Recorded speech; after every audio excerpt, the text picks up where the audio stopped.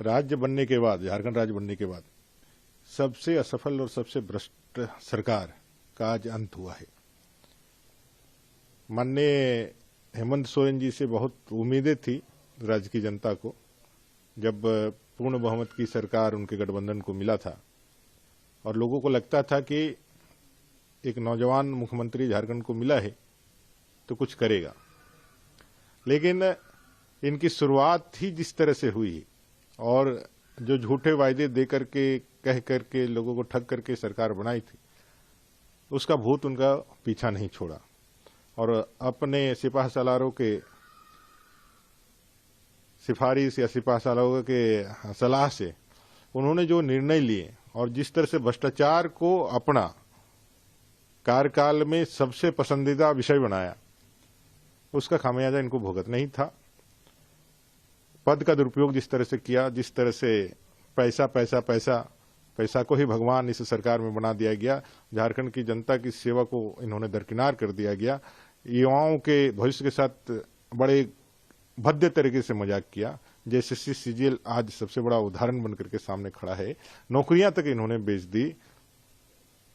इनका तो अंत होना ही था और कहीं ना कहीं अहंकार इनके अंदर आ गया था। जब रावण का अहंकार नहीं टिका तो इनका अहंकार कैसे टिकता। और मुझे लगता है पद का दुरुपयोग जिस तरह से इन्होंने किया, लोगों के भावनाओं को जिस तरह से खेला, अराजकता की स्थिति मुख्यमंत्री रहते हुए इन्होंने राज्य के अंदर फैलाने का जो प्रयास किया, ये भूल गए कि पाकिस्तान नहीं है, ये भारत है, जहां संविधान और कानून ही सर्वोपरि है। कितना भी बड़ा दिग्गज धर क्यों ना हो, उसको कानून के मातहत ही आना ही पड़ता है। आज उनको इस बात का ज्ञान आया होगा और वो अपने भूलों पे प्रायश्चित कर रहे होंगे। उनकी जो इच्छा थी कि उनके बाद उनका सक्सेसर उनकी धर्मपत्नी बने, वह सपना भी टूट गया। स्वार्थ की राजनीति, वंशवाद की राजनीति, परिवारवाद की राजनीति करने वाले लोगों का एक बेहतरीन उदाहरण माननीय हेमंत जी के एक कार्यकाल और उनका राजनीति को हम देख सकते हैं। का नाम सर्वसम्मति से अभी एक विश्वास प्रस्ताव के लिए उन्होंने एक पत्र विधायकों का समर्थन का सौंपा है। जो सूचनाएं मिल रही हैं आप लोगों के माध्यम से, 43 लोगों का समर्थन का पत्र उन्होंने सौंपा है। महामहिम राज्यपाल उस पर विचार करेंगे।